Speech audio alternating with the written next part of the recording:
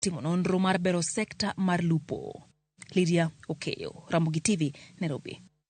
Kopogore gi manyakwar mgajwang' josiasa maketo sirikal mapacho ka tesre koro kwedo okang' mar piny owacho mar omo ochele kowuok e pinje maoko. Wirani mano en achiel kuom yore mag chwalo mibadhi. Josiasa go bende omedo ni nitiere sukari moro mosekele pacho ka kokadhe e kargo mar yie mano ma bandari mantiere ka dho wadh nam chumbi. Sukari magiwacho ni nokele pacho ka e yor apanda. Efi Nyakidi nigi ler. En gino ma pod medo nyuolo paro kowuok kuom josiasa maketo sirikal tesre ahinya to tok jatend migawo mar omenda John Mbadi chiwo andika mane ogo chapa e gaset moro ma pacho ka. Andika ma bende ne nyiso ni piny owacho biro omo ochele maromo tan 500,000 kowuok pinje maoko. We were in Mwea recently and the farmers were complaining about the marketing of their rice. In our administration with Uhuru, we used as government to buy this rice and provide market. But we also know that this regime has imported tons and tons of rice as we speak. Paro makamano bende nosir kod gavana ma Kirinyaga Anne Waiguru kod jaod bura mamara Kareke Mbiuki manowacho ni piny owacho owinjore onyiew ochele kowuok kuom jopur ma pacho ka. Mwea zimejaa mchele.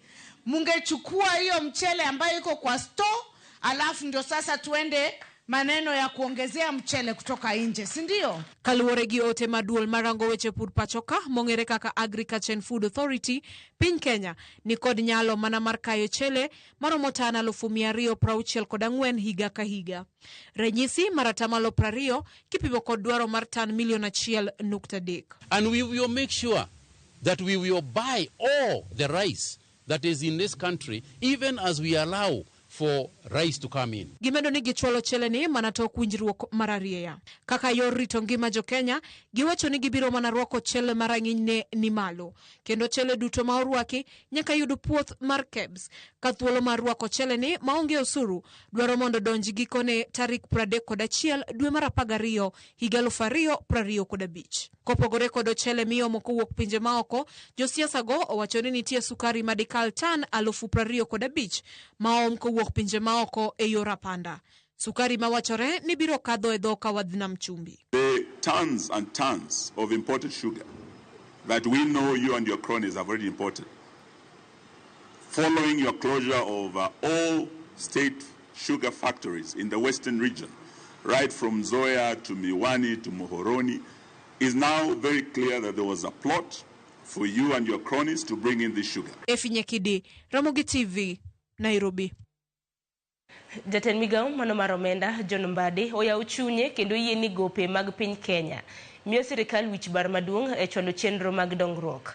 Mbadi onyiso od bura ni gope mag piny Kenya ochung'e siling $11.5 sani, ma en atamalo 63.8 mar dongruok mar ochumi mapacho kaya. Taro mar chik matayo chik manyien mag omenda kata mano mong'ere kaka PFM Act mar higa mar 2023.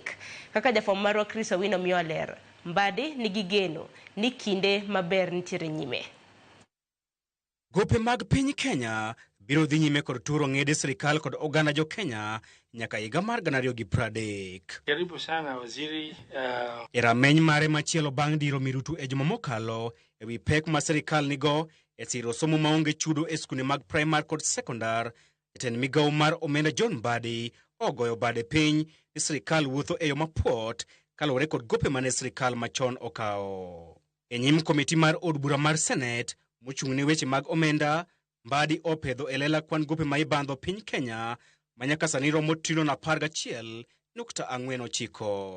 Status of public debt was 11.49 trillion, which is 66.9% of GDP as at the end of April. But in present value terms, it's 63.8% of GDP. Kuom omenda makamano, bengi kod kembe machiwo hola mapacho kae dayo sirikal $6.16 e kinde ma pinje maoko to bandho $5.33 okang' maduoko piny teko mar sirikal e chwalo weche mag dongruok. Kwan makamano en atamalo 63.8 mar dongruok mar uchumi mapacho kae, ataro mar chik manyien mag omenda madwaro ni gope onego bed piny mar atamalo 55 mar dongruok mar uchumi. Domestic debt is now higher than the external debt, It has always been higher, but is now slightly higher than it has been in terms of percentages. It is 6.16 trillion in terms of domestic debt. External debt is at 5.33 trillion. Mbadi kata kamano onyiso jo Kenya mondo obed kod geno ni kwan gope dhi dok chien e bwo higni 5 mabiro. We were rated in 2021 as 6 countries that were going to default by IMF in loan payment. And Ghana has defaulted, Ethiopia has defaulted, Zambia has defaulted, Angola has defaulted, Chad has defaulted. 5 out of 6 is only Kenya which has not. Kaluwore gi chenro mar migawo mar omenda, gope mag piny Kenya kipimo kod dongruok mar uchumi dhi dok piny nyaka 63.7 e higa manyien, 61.2 higa mar 2027, 58.6 higa mar 2028 nyaka 56.2 higa mar 2029. Kenyans keep on telling us we don't eat GDP, and we are working so that they can have something to eat, because truly they can't eat GDP, but GDP can help them eat better. Magi timore kinde makwayo mag ng'eyo adiera mag gope makamago kaachiel kod chenro mag dongruok ma omenda makamago ne otiye pod ok onyago lemo.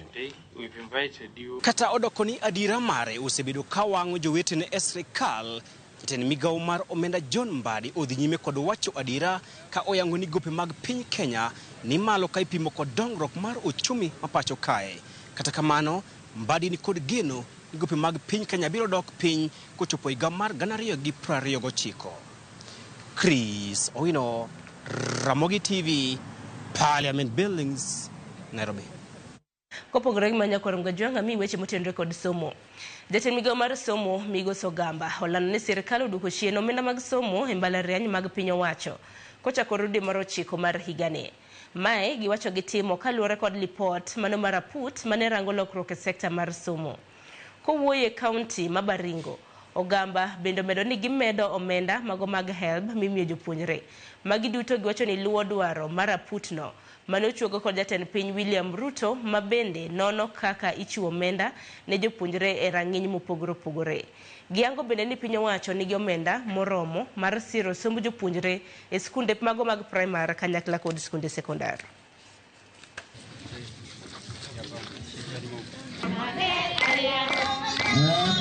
There's a team that the president set up, the presidential review team that was set up in September last year. They went through the MTI program and they were able to come up with a wide variety of variables so that we are able now to determine the income of the parents of the students to be as close as possible to the reality. And that is a circular that you saw has come out where the fees has been sufficiently reduced. I think some programs are reduced by 15%, others almost by 40%. No student is going to be left behind by the fact that they are financially constrained. On the issues of the capitation gaps, we're already working with the Parliament and Treasury. And as I've mentioned, HELB, the portal is open for applications. People are applying. I think we are at 64% for university and at 51% for TVETs. And the resources have been availed. This year, the HELP fund has been raised from 36 billion to 41 billion. Those things that you hear that there is no capitation, there is a problem, I want to assure you that there are resources for all the cadre of capitation in our country. Pesa iko. Jolonye weche mago mag thieth koro dwaro mondo ket chanjo mano mar ruodhi mar Mpox e ute thieth duto ma pacho ka kaka achiel kuom yore mag geng'o landruok mar tuo ni pacho kae. Nyaka sani kaluwore gi report mano mar chintari 29 mar dwe mokalo. Maromo ji 305 oseyudo tuo ni pacho ka, report momedo ji 24 yare report ma okalo. Nyathi achiel bende nyoro nyoyang ni ne oyud kod Mpox e kar od thieth ma Eldoret. E gwenge ma Kaluo, kaunti ma Migori oseyudo ng'at achiel kod tuo mano mar Mpox. Judith Omondi kod ler mathoth. Wanyono higa achiel odiochieng' ma kawuono nyaka ne ruodhi mar Mpox mochie pacho ka. Nyaka tarik 29 dweni e kwan mar jo Kenya 883 ma osepim ne ruodhi mar Mpox, 305 oseyud koda ruodhini. Ji ma orwaki e ute thieth e kwan ni gin 24, man pacho gin 54, kama osechango to gin 222. Nyaka kawuono ji ma osewito ngimagi gin 5. Counties 22 ji oseyudi ruodhini, kama oriwo Mombasa, Busia, Nakuru, Kilifi, Makueni, Nairobi, Kaluo, Migori kod Kisii oseyudo ng'ato achiel man kod tuoni. Gi kwan mamedore odiochieng' ka odiochieng', jokanyo e sekta mar thieth ywak ni kata bed ni nitie chanjo ma osepodhi manyalo duoko piny landruok mar tuoni, thoth ute thieth onge kod chanjo gi kaka dwarore. Vaccine mitimo godo immunization kata mitimo godo vaccination kawuono okay, readily like available in our clinics every day. No, ibiro yudo ka in osiptende wa ma kawaida gi okibiyude to ka outbreak owuok ka koro sani case manyeo oyudore Eldoret, miyo kaka dala mar Kisumu one very much at risk. I'm telling you, kech ng'eyo ang'eyo ni nitiere geche giwuok direct Eldoret gilwar Kisumo gichiko Migori through Homa Bay. Mpox en ruodhi makinde mathoth ne itudo kod ong'er othoro landore e yore ma opogore ahinya to ma oriwo romo mag pi gi del kokalo kuom adhonde. Kane ochakore, thoth joriembo mag safar mabore mane okuongo yude. E kwan mar jogi te ma oseyudo Mpox, joma chuo odhuro ka ipimo kod joma mine. Contact is one very primary transmission route. Contact, direct contact. To ibiro yudo bende ne kata seche moko jomoko share gimiluongo ni brush mar toothbrush. Ki share ng'ato rudho lake ibi chaki duogi rudho go laki. I transfer ka ng'ama mokwongo chane nigi virus to bro golo e kind lekene, especially jok magam gi chwer to ng'ama chielo bende yudo. Weri gi mano, timo hera bende yo machielo kendo mae yo mayot moloyo.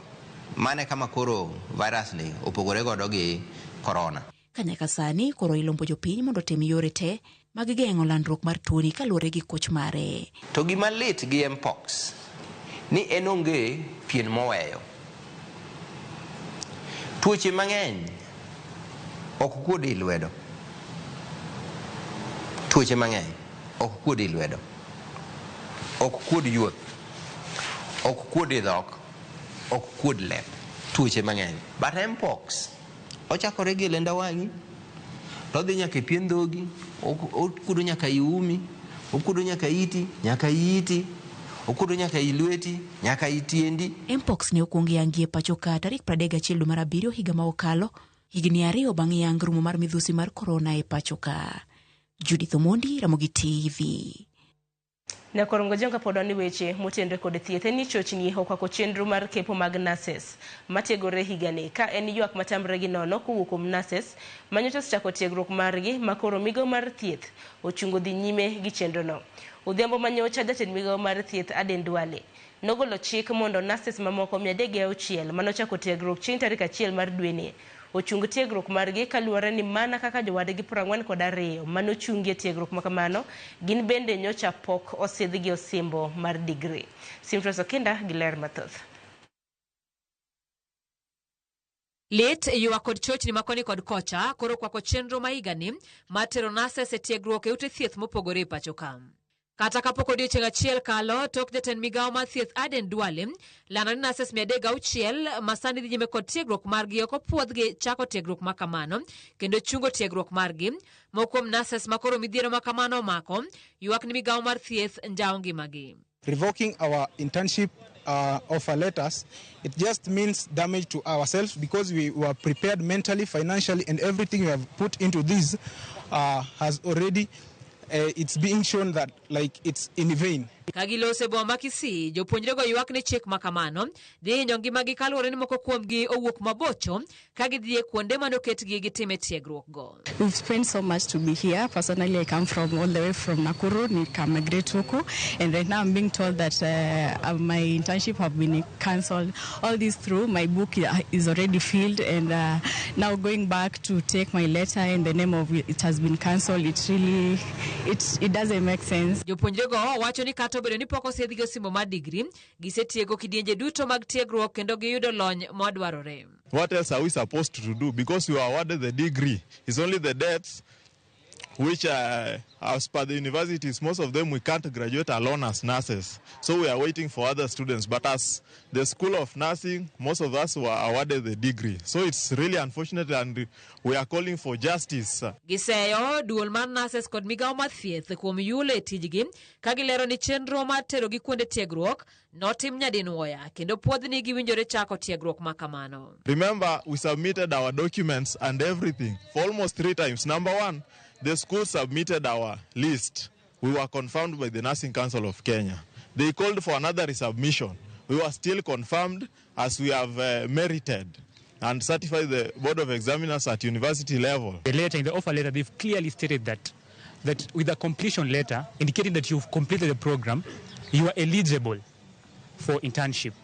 So revoking our letters on the ground that we're not graduated is absolutely illegal and violations of the terms and conditions of internship. Kuom listi mar jopuonjre 2,098 manotere kuonde tiegruok tarik 1 dwe mar 7 higani, 348 nyaka sani osema obok maggi. Jopuonjre 306 manyo chung tiegruok margi wuok e mbalariany mopogore pacho ka, kamoting'o Baraton, Catholic, Daystar, Egerton, Kirinyaga, Masai Mara, Masinde Muliro, Meru, Uma, Kisii, Pwani e kind mbalariany mamoko. Kata kamano koro en fuong'ruok ne jopuonjre mamoko 316 manorem yudo thuolo mar tiegruok kata obedo ni gin kod gimoro amora mapuodho gi timo tiegruok margi e higani. Ka migao mar thieth ochiko gi dhi omo obok maggi tarik 1 dwe mar 8 kendo chako tiegruok makamano. Opira kendo chako duoki e lwet migao mar thieth mar rieyo chenro mar kepo mar nurses madhi e tiegruok e ute thieth mopogore. Ne korom gi report mar Simfres Okinda bin makelo e giko mar weche manyien okinyi makawuono dakika osekadho 28 tok saa 12 mar okinyi medeno chenro mano mar Ramogi nikech chenro pod e lach bang' maka yo matin aduogo kod nonro mar gazet kik dhi mabor.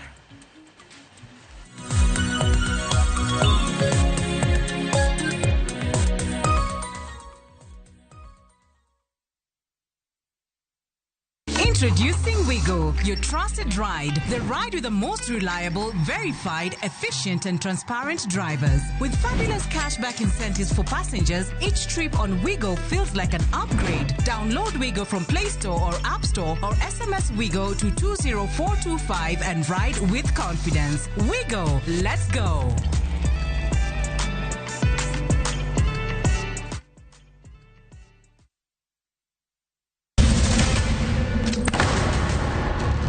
Taka unusi gi wachno tono ka bibet kai kinyome to kata arus mare ano ka bibiro kaka ini nyalo timre gosipre malich kamae kosiparo ni nen mana kende ka an ka bora chiel kode to joma ni kate bende ni kode en chunja dek osiem hera koda timbe andhoga makelo chwanyruok koro onge kaka arus ni nyalo timo maye yawa ikrine wuodh parineti sigana manyiso kaka inyalo tem paro kod lek ma ng'ato nigo kendo yiero nyalo loko gik moko duto.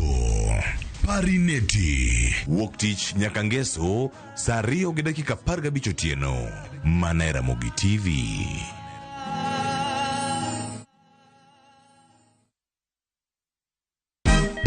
Siku njema huonekana asubuhi. Kabisa Anuari amangana gao. Seti him. Chamige. We museo. Kenya nzima tunasema jambo Kenya. What? Tiki taka. Twende sana my people. Hapa ndo nyumbani kwa muziki wa Afrika Mashariki na malezi ya vipaji. Sasa tuko tayari ku drive on. Mibibi na mijize. Leteni porojo sasa. Kwa habari za kuaminika kutoka kila pembe ya nchi. Are you ready? Leo kati ya Ingwe na Gor Serikali. Hapa ndio home. Radio Citizen, radio number 1. Radio number 1.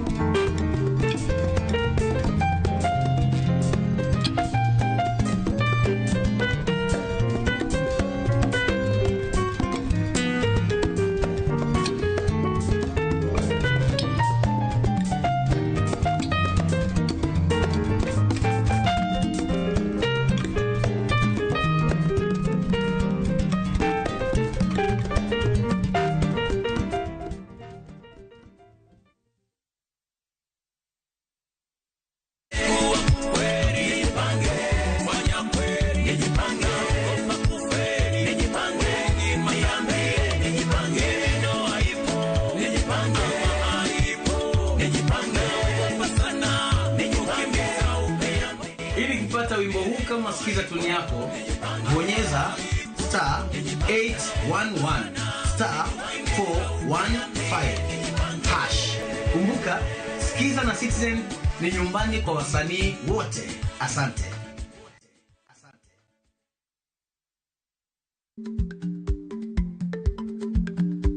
Chako chon loyo dhi kajuoga.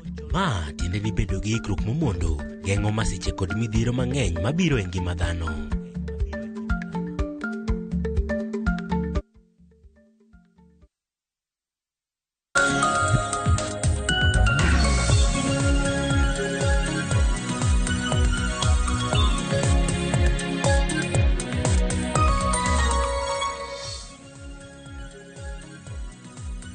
Nyakorongo jong machiegni kidieny mar 2 ma en nonro mar gazet dakika 32 tok saa 12 mar okinyi. Mata nyinga Sharon Ong'ao. Okinyi makawuono mana kapile wantiere kod gazet diario, wantiere gi The Standard kanyakla kod Daily Nation.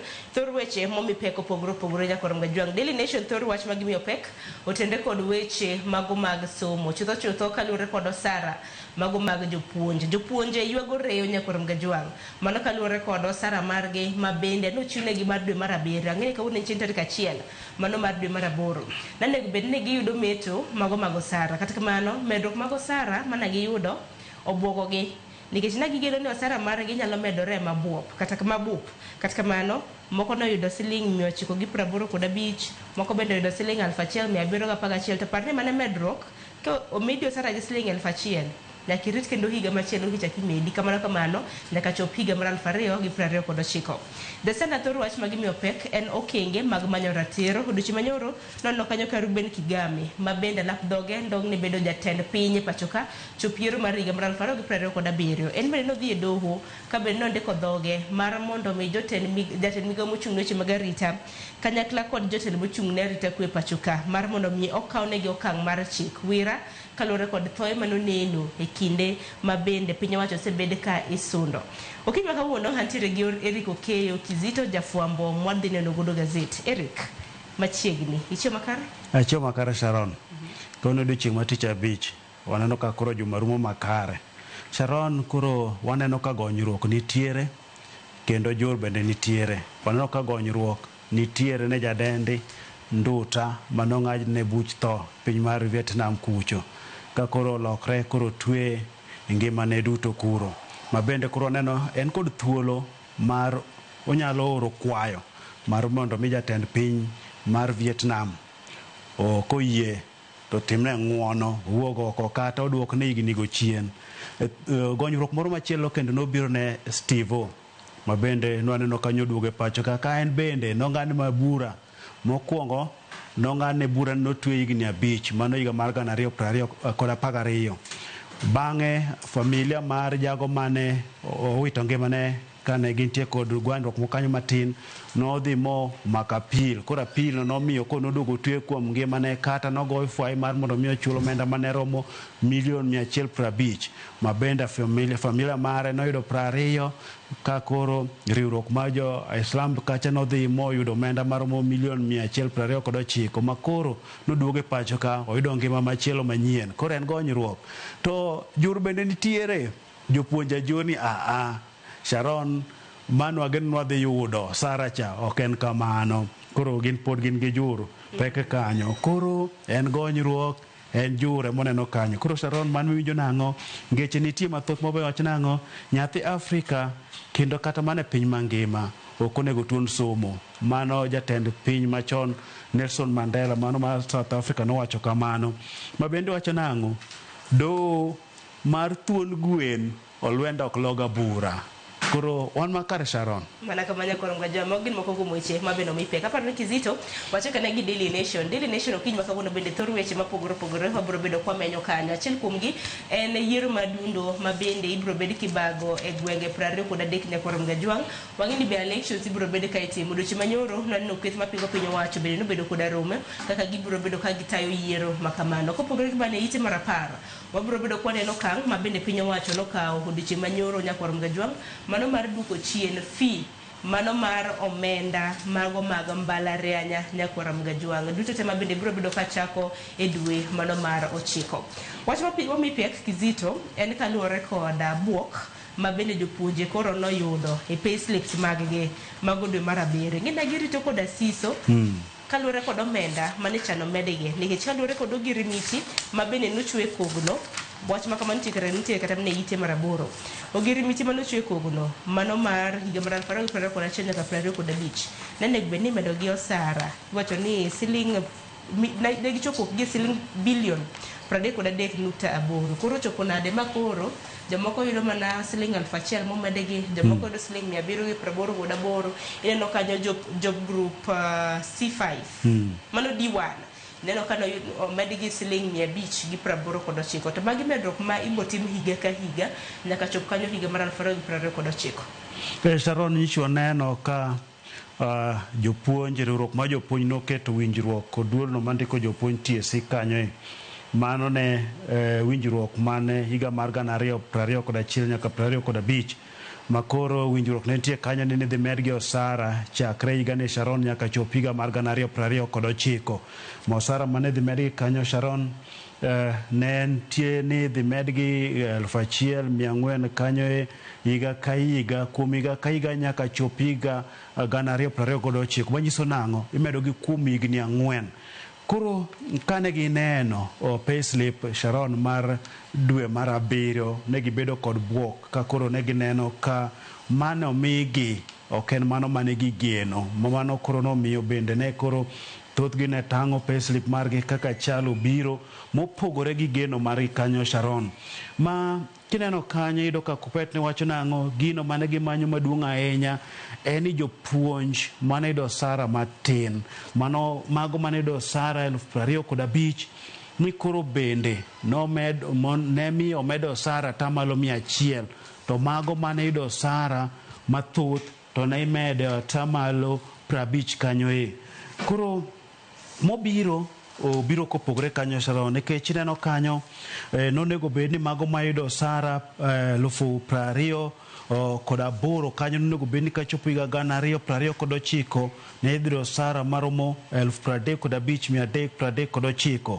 ma bende wan kod jopuonje Kenya ka maromo 76 mosachgi en 131,380 ne wacho ni kachopo higa mar 2029 to sachgi ne dhi bedo 1,135,321 kanyo koro duto winjruok no ne kelo no omenda mane dhi medgi ne bilion 33 koro bilion 33 ni jopuonj ne ni kod geno ne gidhi yudo gimoro maber to kako biro koro en buok kanyo koro en buok bende ka giwacho ni kaluwore kod ngima mapek Sharon ng'eto bende odhuro gigo ming'ado gi oshuru kanyo koro gin kod buok koro wachgi ni wakia ni dhi chopo nade koso kwane manokogo makare mar mondo mi omenda mar bilion 33 ni odonjnegi kaka ne gigeno. Ingene ni buok kizito nikech kaluwore kod ogirimiti mana kaka nosewacho collective bargaining agreement nyakoro ngajwang mabende jopuonje nochwe kuok gi machiegni kod piny owacho.